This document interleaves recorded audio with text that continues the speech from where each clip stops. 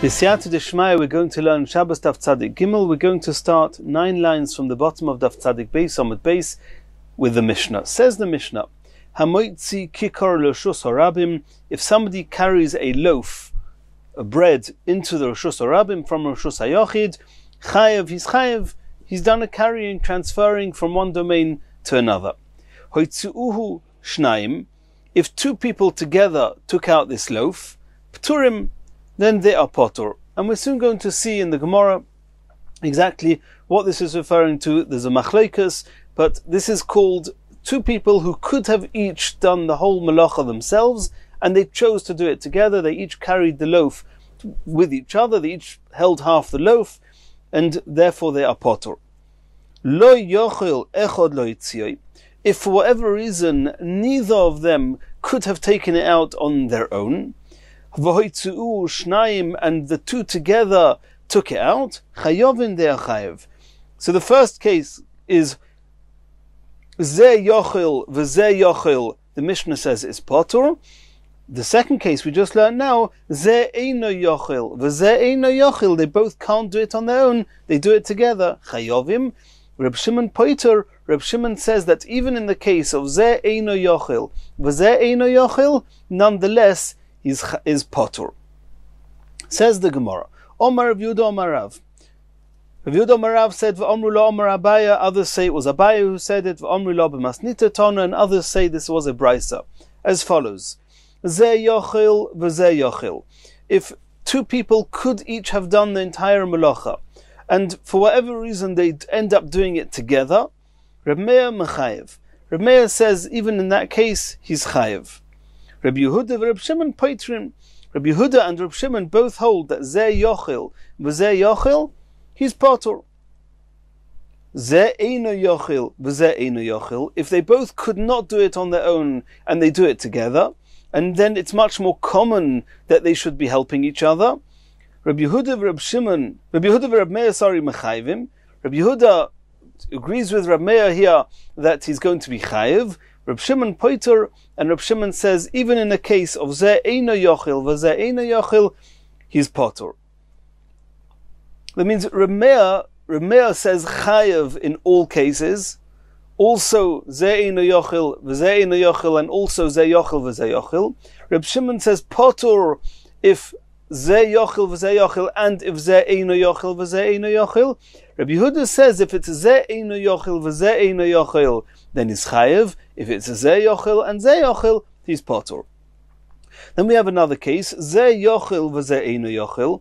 If one of the two people could have done it on their own, for example, Ruvain could have done the malacha entirely on his own, Shimon could not have done it on his own, and they do it together. Divrei Hakel, everybody agrees, Reb Meir, Reb Shimon, Reb Yehuda, everybody agrees, chayev. That one of them is chayev, and they all agree that the same one is chayev, and we're going to see later in the Gemara, the one who's chayev is actually the one that could have done it on his own, because the one that couldn't have done it on his own was at the most was just giving a helping hand. He wasn't really needed so much, and therefore we disregard him, and the one who could have done it on his own is chayev. And the other one is called Mesayea. He's just a helper. And the truth is that with the halachas we saw till now, for example, in the case of ze eino yochel v'ze eino yochel, that Reb Shimon says potur, Reb Shimon says if they both couldn't do it, then each of them has the status of just helping. They couldn't do it on their own, and that's why Reb Shimon says that they're potur. Obviously it's based on psukim we're going to see, but that's the understanding behind it. And in the case of ze yochel v'ze yochel, that Rabbi Yehuda agrees with Reb Shimon is potur, because in that case, since they could have both done it on their own, then they are both considered just helping the other one, and therefore each one is potur. Says the Gemara, Tanya Namihachi, we also saw a brisa to this effect. Hamoitzi kikar l'Roshus Harabim, if somebody takes out a loaf into Roshus Harabim, chayev, he will be chayev.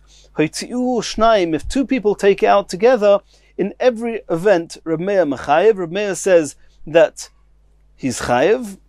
All parties involved are chayev. Reb Yehuda Omer, Reb Yehuda says it depends. Im lo yochel echod lo yitziyoi, if neither of them could have done it on their own, v'hoitziu shnayim, and both took it out together, which is ze eino yochel v'ze eino yochel chayovin. In that case, Rabbi Yehuda says chayev. V'im lav, if both of them could have done it on their own, it's ze yochel v'ze yochel. In that case, pturim. Rabbi Yehuda says potur. Reb Shimon poiter. Reb Shimon says potur, even in the case of ze eino yochel v'ze eino yochel. Continues the Gemara, Minoanamili. What's the source? Where do we know this, that if two people do a malacha together, that they should be potur? Says the Tanu Rabbanon, ba'asoisa. The Pasuk says, V'im nefesh achas techta bishkaga. If one soul, if one spirit, if one nefesh does an avera by mistake, unintentionally, me'am ha'aretz, on the people of the land, of the earth, ba'asoisa achas mimitzvahs Hashem asher lo yiseh asena, when doing one of the mitzvahs, one of the, we call mitzvah, it's an avera, doing an avera that they were not allowed to do for Hashem, then that's what the pasuk is talking about. So the word ba'asoisa, says the Gemara, ba'oisa es kula, it means that he did the whole malacha himself. V'lo ha'oisa es miktsasa. But from this pasuk we see that if somebody just did part of a malacha, then he's potur, and as we said before, that the logic seems to be that, or part of the things we consider is that since you didn't do the whole thing, you were just helping somebody else. If you're just a helper, then you haven't done the malacha, and you're potur. Ketzad, the Bryce is now going to explain. Shnayim shahoyu oirzin b'malgaz, if two people together were holding a pitchfork, v'loigzin, and they were stacking the produce, and we assume that this is a ze yochel v'ze yochel, they could have, either one could have managed to hold this malgaze, this pitchfork on their own, or bekarkar, if they were together holding a pointed rod, v'shoivtin, and they were arranging the threads on the loom, bekulmas v'koisinu, if together they were holding a pen and were writing on Shabbos, bekono, if together they were holding a reed, v'hoitziu leishus rabim, and they took it out into a Rishus Harabim. Yochel yu chayovim. Are you going to suggest that they are chayev? Talmud, and Reb Meir indeed says that he is chayev, and we'll see in the Gemara of Tzadik Gimel why. But could it be, says the Brisa, that they're chayev? Talmud loima. That's why it says in the pasuk ba'asoisa ha'oisa es kula v'lo ha'oisa es miktsasa. Since they each did just half of the malacha, they were helping each other. It's not called that any one did the whole malacha, and therefore they are potur. And this is true both according to Rabbi Yehuda and according to Reb Shimon. Continues the Brisa, be'igul shel devela, if they were both together holding a round cake of pressed figs, and it was obviously a very big one that was difficult, it was not possible for any one of them to take out, to hold the whole thing on his own, and they take it out into a Rishus Harabim, or bekoira, or if they are together holding a very heavy plank, and together they take it out into a Rishus Harabim. This is a case of ze eino yochel v'ze eino yochel. In that case, Rabbi Yehuda Omer, Rabbi Yehuda says, Im lo yochel echod lo yitzia, since, and we assume that neither one could manage to do it on their own, or in a case that neither one could do the whole thing on his own, v'yitziu shnayim, they took it out together, chayovim, they are chayev. In the first case, we assume that it's a ze yochel v'ze yochel. Over here, it could be a ze eino yochel v'ze eino yochel. V'im lav, pturim. However, if it's in a case of ze yochel and ze yochel, then pturim, then the opinion of Rabbi Yehuda is that they are potur. Reb Shimon Omer, Reb Shimon argues, afal pisha lo yochel echod lo yitzio, even if neither one of them could have done the malacha on their own, it's a ze eino yochel v'ze eino yochel v'yitziu shnayim, and they both took it out together, pturim, they are potur even in that case. The reason that Rabbi Yehuda says that ze eino yochel v'ze eino yochel is chayev, and ze yochel v'ze yochel is not chayev, is because ze yochel v'ze yochel, it's much more unusual that they should be doing it together. If you could each do it on your own, why are you helping each other? But in the case of ze eino yochel v'ze eino yochel, it's much more of a normal way of doing the malacha to do it together, because you cannot do it on your own. And therefore it's easier, it would make more sense to be chayev in that case of eino yochel v'eino yochel, rather than yochel v'yochel, where there's an element of abnormality in the way they're doing it. And continues the Brisa, Lekach nemar ba'asoiso, that's why it says in the pasuk ba'asoiso, when doing an avera, yochid she'aso chayev, if a single person does the whole asiyah, the whole deed, the whole act, he's chayev. Shnayim she'asu, if two people do it together, pturim, they are patur. Asks the Gemara b'maika mifligi, what's the point of their argument? And the very fact that the brisa we saw 4 lines from the bottom of Daf Tzadik Beis Amud Beis started with the pasuk Minoan Amili Dutonu Rabbanon Ba'asoiso Achas, etc., and then we run into this machlokes, it seems that they're both arguing pshat in the same pasuk. Says the Gemara b'maika mifligi, what are they arguing about? B'haikra, they're both arguing, and they both have a different understanding of how to understand this pasuk. The pasuk we mentioned before, it says in the pasuk ve'im nefesh achas techte bishgaga, ve'im nefesh, if a soul does an avera, sechte bishgaga me'am haaretz ba'asoiso. That's the pasuk. So Reb Shimon understands this pasuk that tlosa miuta ksivi. There are 3 exclusionary phrases in this pasuk. Nefesh techeto, because it says in nefesh achas techeto, if one soul does an avera. It's as if it says v'im nefesh, if a soul techte does an avera, and v'im achas, if one, referring to a person, I presume, if one does an avera. So soul is a single soul. Achas is one person. So it's as if it says nefesh secheto, one nefesh, to the exclusion of 2. Achas sechto, if one does an avera, to the exclusion of 2. Ba'asoiso, and then it says a few words later, ba'asoiso achas mitzvus Hashem, when doing, then we just saw a few moments ago, ba'asoiso techte, when you're doing an avera, ba'asoiso means when you're doing it on your own, not when you're doing it 2 together.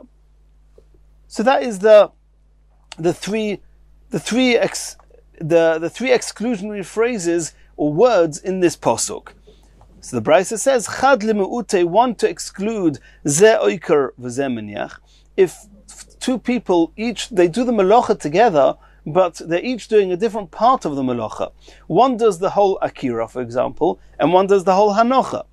To exclude that and to say that in that case they are patur, that's what we have, one of these exclusionary phrases.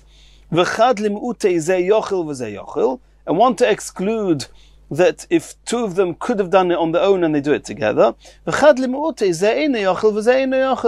one to exclude a case even when they both couldn't do it. And that's the opinion of Reb Shimon, and these are his sources.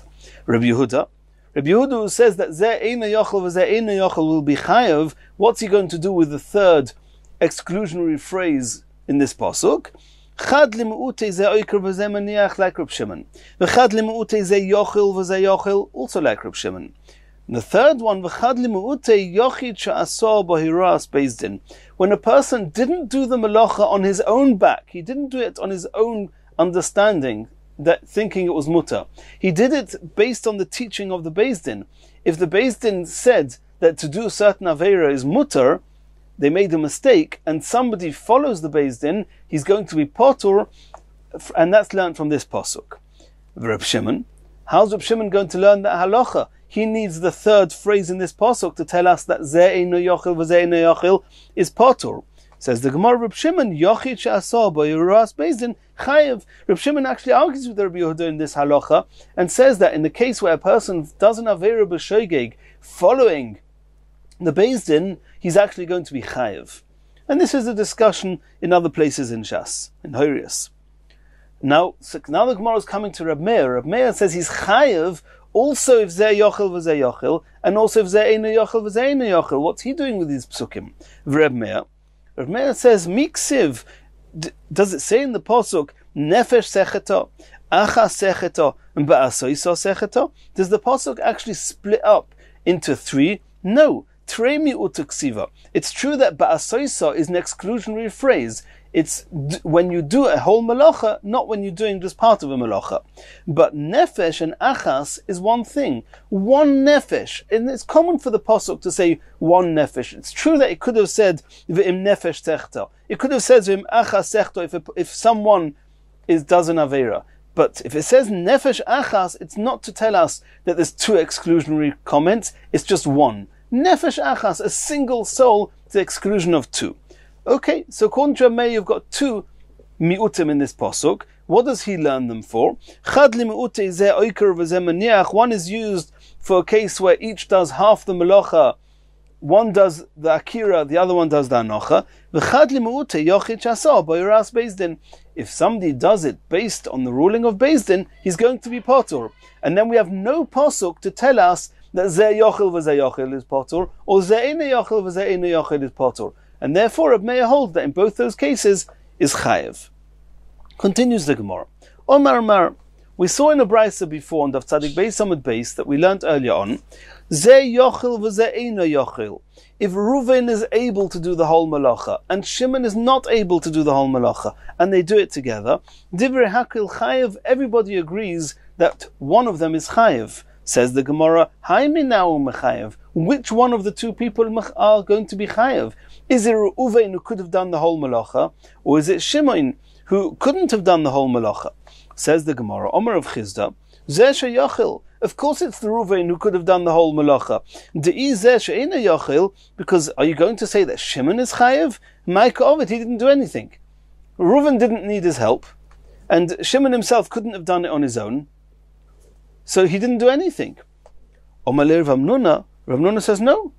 It's not so straightforward. At the end of the day, Shimon helped Reuven do the malacha. He couldn't have done it on his own, and Reuven could have managed on his own, but tachlis, practically speaking, Shimon did the malacha with Reuven. He helped Reuven do the malacha. Omar Lei, so he answered back, Rav Chizda said, Mesayeh ein bei mamash. Since all he is a help, he's not actually doing the malacha, he's not needed for the malacha, therefore he's totally disregarded, and he's potur. And this is a concept, Mesayeh, and we're going to soon see a whole load of other halachas where you've got one part is doing the main action, the main part, and the other part is just an aid, is just a Mesayeh, and we're going to see that a Mesayeh, an aid, is given no significance. Since an aid is insignificant, therefore, if one of these two are going to be chayev, it's certainly going to be the one that could have done the whole malacha himself. Omer of Zvid Mishmei Dorova. Af anan nami tanina, we also learnt in a Mishnah in Zovim, and it goes as follows. And we know the halacha is that anything that holds a Zov becomes tomei of Mishkav, Moshav, Medras Hazov. Even if the Zov is not touching it, even if the Zov is high up and there's loads of covers and chairs and whatnot under him, as long as they are made to be sat on, and even if they're not uniquely made to sit on, but they can be sat on, and it's common to sit on them, and sitting on them is not a contradiction for their primary use. For example, that you can sit on it and still use it for whatever it was primarily made for. In those cases, anything that's holding the Zov is going to become Tomei. So says that Mishnah, if he was sitting on a bed, and there were 4 talisos, cloaks, or a talis that were under each, there was a single talis under each one of the feet of the bed.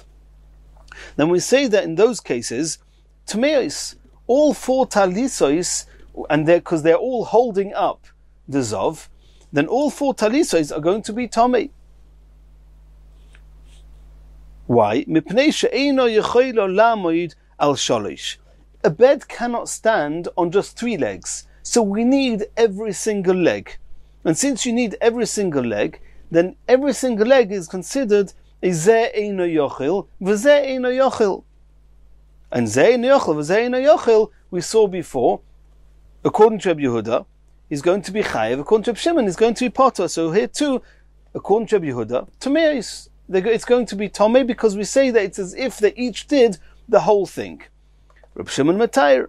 Reb Shimon says Toher, like we saw before, Zeh eino yochel v'zeh eino yochel, according to Reb Shimon, is potter, which means that if either one couldn't have done the whole thing, we disregard them altogether. Here too, since any single leg couldn't have carried the Zov on its own, therefore every single leg is disregarded. No leg is called the one holding up the Zov, and therefore none of these talisos are going to be Tomei.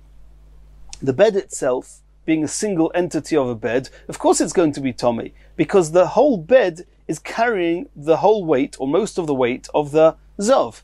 But each leg, these talisos under the leg, each leg independently is a Zeh Eino Yochel, V'Zeh Eino Yochel, and therefore it's a Machlokas Rabbi Yehuda and Reb Shimon. Continues the Mishnah there. If this Zov was riding on top of an animal, and at some point the animal that was carrying this Zov trampled upon 4 talisos, one under each of its feet. In that case, Tohiros, all the talisos are Tohir, and according to Rashi, let's read the next few words. An animal can stand on any 3 of the feet. It doesn't need the 4th foot. And since any one of the feet relative to the rest are unnecessary, we consider every single foot as being a Zeh Yochel v'Zeh Yochel, because each one could have been on its own with the other 2, but without the last one, without the 4th one. And since with any one leg that means we didn't need every leg, therefore it's called a Zeh Yochel v'Zeh Yochel. In the case of Zeh Yochel v'Zeh Yochel, Tohiros, they are Tohir. Like we said before, Zeh Yochel v'Zeh Yochel, Reb Shimon and Rabbi Yehuda both agree that they are potur. Asks the Gemara, V'amai, why should this be true? It's true that an animal doesn't need the 4th leg, it can manage without the 4th leg.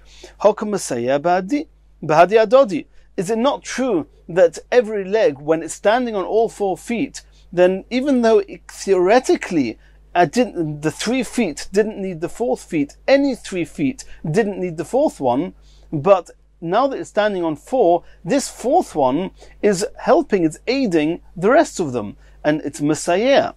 Lav, do we not see from here, Mishum Domrinon Masayeh Ein Boi Mamash, do we not have proof from here that since the last leg, the 4th leg, is only a Masayeh, and that you see from here that Masayeh, that aiding, is Ein Boi Mamash, it's totally disregarded. And therefore, since every foot is considered a Masayeh, and therefore all the 4 talisos are going to be Tohir. That's how Rashi learns this. Tosfos says that in the case of the animal, it's considered a Zeh Yochel v'Zeh Eino Yochel, because the 1 foot that's not needed for the 3 couldn't do it on its own. But we're going to stick to Rashi. Omar Rabbi Yehuda Midiskrasa. Rabbi Yehuda Midiskrasa says, he comments as follows: You cannot bring me proof from this Mishnah in Zovim. It could be that the truth is that normally Masayeh, when aiding, yesh bei mamash, it is significant and it'll be chayev. And therefore over here, assuming that the 4th leg is helping the other 3, because he's standing on all 4 legs, and therefore he should be Tomei. So you're going to ask, why does the Mishnah say Tohir? I'll tell you why. Because over here, it's very possible that the animal actually lifted up the 4th leg, and then the animal indeed was standing just on 3 legs. So the 4th leg was not even aiding the other 3. Asks the Gemara, V'kivan de zimnin okra ha, v'zimnin okra ha. It's true that sometimes 1 foot is up, but sometimes a different foot is up and this foot is down. So every foot is sometimes holding the weight of the Zov and sometimes not holding the weight of the Zov. So it's a suffix. V'leheva, why do we not say it's got the same halacha? K'Zov hamishapich. If a Zov turns over when he's lying down, then do we not say, Miloit Nan, did we not learn in a Mishnah? And this is another Mishnah in Zovim. Zov shahoya mutal al hei safsalim. If a Zov was lying on 5 benches, or al hei pundois, or he was lying on 5 money belts, it was common, they would have these big wide belts, and they could put coins inside, and with the coins inside, they would lie on top of it. And lying on top of it was not in contradiction to using it as a money belt. They could still have opened up whilst he's lying on it, the money belt, and taken out some coins. So a Zov lying on such a money belt would make this money belt Tomei as a medrus. So, and the Mishnah says, La'irkon, if the Zov was lying lengthways on these benches, Tameim, all 5 benches are Tomei. if he's lying rochbon, if he's lying on their width, tahirim, they're all tahir, because then at any given time, no single bench was holding most of the weight of the zov. But if he's lying lengthways, with the length of the bench, or the length of this money belt, then at every given moment, the zov could have been lying, or most of his weight could have been on any one of those benches. And therefore, la'orkon is tomei. Yoshon, what happens if he was sleeping? Sofik mishapech alen, and we don't know. He fell asleep on one plank, and it could be that on one bench, and it could be that he rolled over in the night. It's a sofik. We don't know. If we know that he lay on them, of course it's tomei, as we just saw. What happens if he's sleeping and we just don't know if he rolled over from one to the next? Says the Mishnah, tomein. It's a sofik that the zov lay on it. We assume, we take the stringent line, and we're machmir. And since it's a sofik, so to here, it's true that at some point the animal would have lifted up one of his feet, and then it's not even being Messiah, but that foot may well possibly have been holding his weight at some point, and then it should be Tmeos. Why do you say Tahiros? Elolav, it must be Mishum Damrinon Messiah Ein Boi Mamash. It must be because every leg is only a Messiah, is only an aid to the other three. Therefore, each leg is considered an aid, and is patur, is insignificant, and therefore all of them are Tahiros. Continues the Gemara, Omer of Popi Mishmei Derova. Af anan nami tanina, we also learnt in a brisa, and he's bringing another proof that Messiah ein boi mamash, as follows. Rabbi Yossi Omer, Hasus metame al yodov. If a zav was riding on top of a sus, on top of a horse, then metame al yodov. Then, if the talis is underneath the 4 feet of this horse, then the talis is going to be tomei, because a sus is not able to rest just on its hind feet. It's most of its weight it's carrying, and if it's carrying a zov, most of the zov's weight is focused on its 4 feet, and therefore it's carrying the zov, and the talis under the 4 feet are going to be tmeim. Hachamoir, if the zov is riding on a donkey, al raglov, then if the talis is on his hind feet, under the hind feet, then those talisos are going to be tomei. Shemish enes hasus al yodov, because a horse, its weight is resting on the 4 feet, v'chamer al raglov, and a donkey on its hind feet. Asks the Gemara, va'amai, just because there's going to be a talis underneath the hind feet of the horse, and it's true that the horse could stand just on the 4 feet, but he is standing on the hind feet as well. Are the hind feet not aiding the 4 feet? Lav, it must be that the reason that nonetheless the talis under the hind feet of the horse, and obviously it's the same the other way around for the donkey, mishum da'amrinon, Messiah ein boi mamash. It must be, we have proof from here, that if it's just an aid, it's totally insignificant. Continues the Gemara, Omer of Ashi. Af anan nami tanina, we also learned another proof that Messiah ein boi mamash. Rebbe Eliezer says, Ragloi achas ala kli. We know the halacha is that a kohen who's working in the Beis HaMikdash, his feet have to be on the ground, on the ritzpas ha'azara. If there's a chatzitza, if there's something separating the foot of the kohen, and he was actually barefoot, and the floor of the azara, the floor of the Beis HaMikdash, the avodah is going to be possible. So what happens if one of his feet are on a kli, on a vessel, on a utensil, v'ragloi achas ala ritzpa, and only one of his feet are on the floor, on the ground? Ragloi achas ala even, or if one foot is not on a kli, it's on a stone, v'ragloi achas ala ritzpa, and the other foot is on the floor. Do we say that he's not standing on the floor, and therefore it's going to be, the avodah is going to be possible? Or do we say no, he's standing on the floor, one foot is on the floor? Says the Gemara there, says Rebbe Eliezer, Royan, we look as follows. Kol she'ilu yinotel ha'kli, v'tinotel ha'even. What would be if we would remove the stone or the utensil underneath the foot, and his foot would not then go onto the ground? Yochei lamud al ragloi achas, can he stand on the other foot as is on one foot? If he can stand on one foot, then he's being supported by the floor of the azara, and the other foot is resting on a kli. It's just for added support maybe, but his weight is not on it. And therefore, avodah kshera, the avodah he does is kosher. Ve'im lav, if he cannot stand on that one foot that's resting on the floor of the Azara, avodah psula, his avodah is possible. Asks the Gemara, Ve'amai, it's true that the other foot is not on the floor, and it's even true that the one that is on the floor could hold him up completely, but Lemaisa, what's happening? The other foot is helping, it's aiding his stability, his balance, and that foot that's aiding him is not on the floor of the Azara. Lav, can we not assume that the reason that the halacha is this way, Mishum Damrinon Mesayeh in Beimamish, if he can stand on the foot that's on the floor, then the foot that's not on the floor, even though it's aiding the other foot, we look at an aid as insignificant, and therefore it doesn't passel the avodah. So here we have another proof that Mesayeh in Beimamish. Continues the Gemara. Omer Ravina, Afanan Nami Tanina, we're going to bring another proof that Mesayeh in Beimamish. There's another halacha. A kohen has to do the avodah with his right hand, not with his left hand. Kibel biyamin.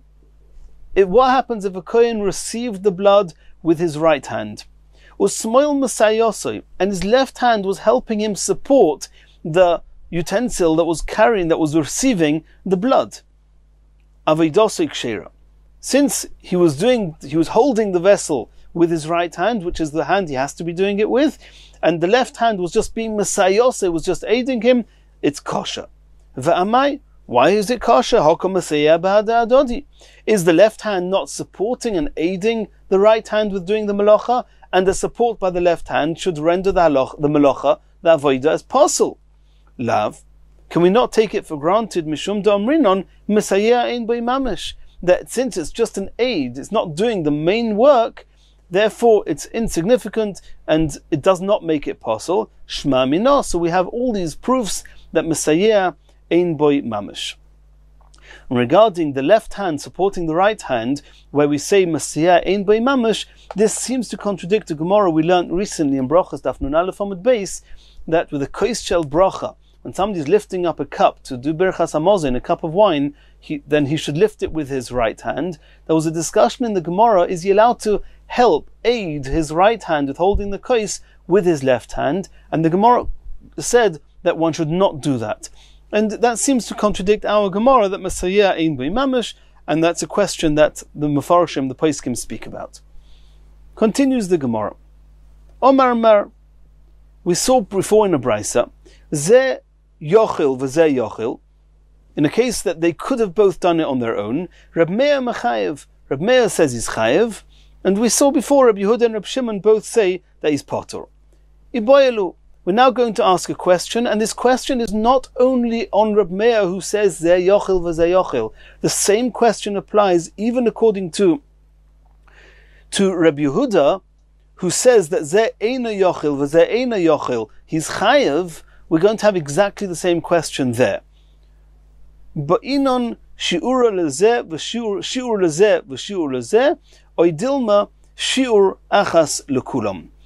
Do you need a whole shi'ur? We've learnt extensively for a few prokim already that with every malacha, and especially those that of carrying, for example, you're only going to be chayav for transferring an object from one domain to another if it has a certain fixed measurement.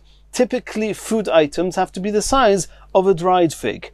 So if two people are doing a malacha together, and they're chayav, either according to Reb Meir by Zeh Yochil v'Zeh Yochil, or according to Reb Yehuda and Reb Meir if Zeh Eina Yochil v'Zeh Eina Yochil, do we say that we consider each one as having done the malacha, and therefore as long as the malacha is what is the right measurement, they'll both be chayav? Or do we say no, the two together are both doing a malacha, but we need to have the fixed measure for each of them, because if they're together, they take out a food item the size of a dried fig, then for all intents and purposes they each did the malacha, or we attribute the malacha to each of them only regarding half of a dried fig. That's the question of the Gemara.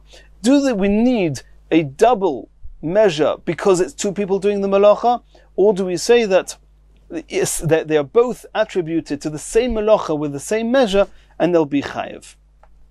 Rav Chizda and Rav Hamnuna, this was a machlekes of Chizda and Rav Hamnuna. Chad Omar once said, shi'ur lezeh v'shi'ur lezeh. Indeed, in order for them both to be chayiv, you need to have a double measurement. V'chad Omar, Shiur echad lekulon. The other one said a single measurement for both together is sufficient and they will be chayev. Omer Rav Papa Mishmei de Rava. Rav Papa says in the name of Rava af anan nami taninon, we also learnt as follows. Hoya yoishev al gabe mita ve'arba talisois tachas arba raglei mita. Tmeos. We saw this before. If a zov is sitting on a bed and under each of the feet of the bed there is a talis, then the halacha is they are tmeos. Why? Mipnei she'ein yochaylo lamoid al shalosh. Since each foot cannot, since the bed cannot stand on 3 feet, we need every single foot. So every single foot is called a zeh eino yochil v'zeh eino yochil. And according to Rabbi Yehuda, zeh eino yochil v'zeh eino yochil. And according to Rabbi Meir, is going to be is chayev. And therefore, in that case, each one is significant and they are tmeos. How many zovim have you got lying on this bed? It seems like one. It says hoyo yoshev. There's one sitting on this bed. One zov. And you've got 4 legs. You've got a talis under each leg. And we say that each talis is considered as significant as if it is holding the weight of the zov. You have 4 talisos, and they're all holding the same zov. And it's a case of zeh eino yochil, v'zeh eino yochil. How can you have 4 talisos becoming tomei when together they're all holding just one zov? If we split it up, it would turn out that each talis is holding a quarter of the weight of the zov. That's not enough to be chayev, to become tomei. A medras will only become tomei if most of the weight of a zov is on it. V'amai asks the Gemara, liboya shiur ziva lezeh, v'shiur ziva lezeh. We should need a zov for each corner, a zov for each leg, a zov for each talis. Lav. Can we not see from here that shiur lav mishum damrin on shiur achas lekulon? It seems that we have proof from here that when 2 together are chayev or tomei, then a single shir, a single measurement between them all is significant. Continues the Gemara, Amar of Nachman by Yitzchak, af anan nami tanina, we also have a proof. Tzvi shenichnas lebayis. If a deer runs into a home, and we know that on Shabbos you're not allowed to trap, you're not allowed to do tzeidah. We learned it in the Mishnah. V'noal echad b'fonav, and somebody closes the door, and now for what he's done is he's trapped this deer in the house, in the room. And there are conditions of when tzeidah, when it's chayev, when it's not chayev. We're going to learn that later on in the Masechta, but let's assume that he's done it in a way that's called tzeidah. Chayev is going to be chayev. Noalu shnaim. Either one of them could have locked in this deer, but they did it together. They closed the doors together. Pturin, they're both potur. It's zeh yochil v'zeh yochil is potur. And this follows the opinion of Rabbi Yehuda and Rabbi Shimon that we've seen before. Lo yochil echod linoil. If neither one could have closed the door, could have locked in this deer on its own, it's a case of zeh eino yochil v'zeh eino yochil. V'noalu shnaim, and the 2 together closed the door and locked in this deer, chayovin, they're going to be chayev. Like we saw that Rabbi Yehuda and Rabbi Meir hold that zeh eino yochel v'zeh eino yochel is chayev.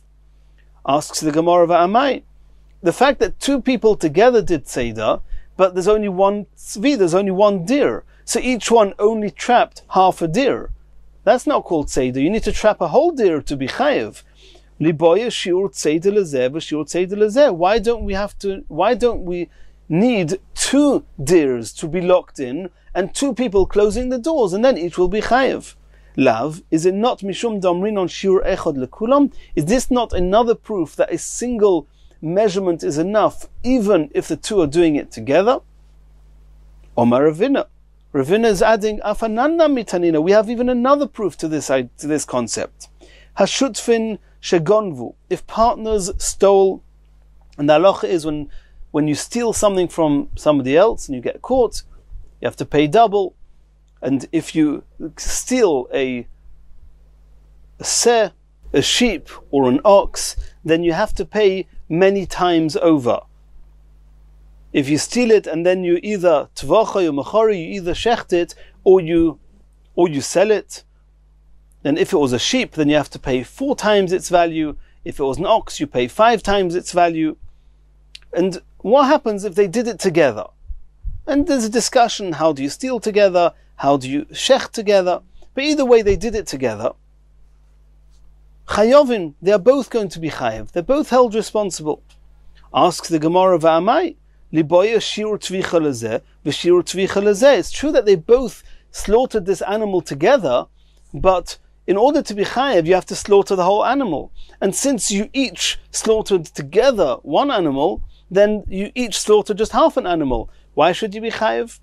Lav. Can we not assume from here, Mishum Damrin on Shiur Echad Lekulam?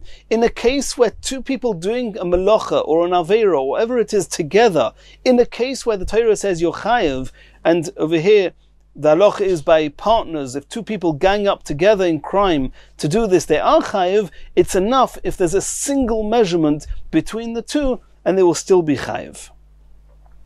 Continues the Gemara. V'omer Rav Ashi, afananna mitanina. Rav Ashi brings yet another proof. Shnayim shoyitziu kono shel gardi.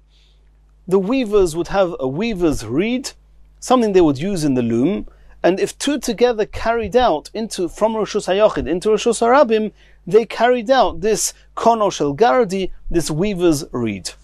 Chayovin nechayev, even though they carried it out together. The question is, Va'amai, why should they be chayev? We know that when you carry something out, there has to be a minimum measure, as we saw before, a minimum measure that you're taking out. Va'amai liboya shiur hoitzah lezeh, v'shiur hoitzah lezeh. This weaver's reed, right? What's the shiur? What measure do you need for it to be chayev if you take it out? It has to be large enough that it can be used to weave a standard piece of cloth. And we assume that you cannot weave a double-sized piece of cloth with it. That's not the way they would make these reeds. And therefore, since we assume it can only weave a minimum amount, if two people take it out, why should they be chayev? It's as if each took out just half. Lav mishum da'amrinon shiur echad lekulon. Can we not bring proof to yet another proof from here that if two together do a malacha, and even though the measurement of the malacha is one measurement between the two, they're chayev. Rav Acha said to Rav Ashi, no, maybe you cannot bring proof from here. Dilma de'isbei k'dei levashel beitza kala lezeh or beitza kala lezeh. We saw that it's true that if you're going to look at this piece of reed, this kono shel gardi, and look at it as a weaver's reed, then you'll say, in order to weave, it can only weave one size, one measure of cloth. But let's look at it as wood, basic wood. What's the measure of wood to be chayiv when you take it out? As we've seen previously, that it's enough that you can use in order to cook up an egg underneath it. A beitza kala, an easily cooked egg. In this kono shel gardi, can we not assume that there's two amounts of wood that could each cook up such an egg? So don't bring proof from there that there's only one measure for the two of them. No, it could be there's two measures there. Says the Gemara, no. Imkein lishmein on kono de alma. If the measurement there would be just for wood, it wouldn't have said kono shel gardi, a weaver's reed. It would have just said kono, a reed. And we know that the shiur for a reed is to be able to cook such an egg. Ma'ishna de gardi. Why are you mentioning the reed that was used on the loom? It must be in order to impress on us that this type of item, when it's carried out, is only going to be chayev if it's big enough that it can weave a minimum measure of material. And then we're back to where we were before. We assume that it cannot weave double that measure, and then we have proof that if two people carry something out, even though the thing that's being carried has only got a single measure, that nonetheless it will be chayev. Says the Gemara, no.